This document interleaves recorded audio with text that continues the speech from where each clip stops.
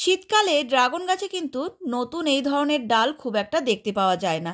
ঠান্ডার জন্য গাছে খুব একটা নতুন ডাল আসে না।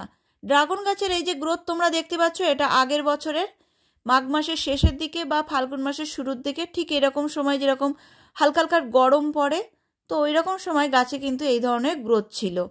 আবারও ওয়েট করতে হবে, ঠিক ওই টাইমে গাছের গ্রোথ ভালো আসবে। যারা নতুন নতুন গাছ করছো তাদের মনে একটাই দুশ্চিন্তা, ড্রাগন গাছের কেন কোনো গ্রোথ হচ্ছে না। এই সময়টা গ্রোথ কিছুই হবে না। এই সময় ঠিকঠাকভাবে খাবারটা দিয়ে যাও।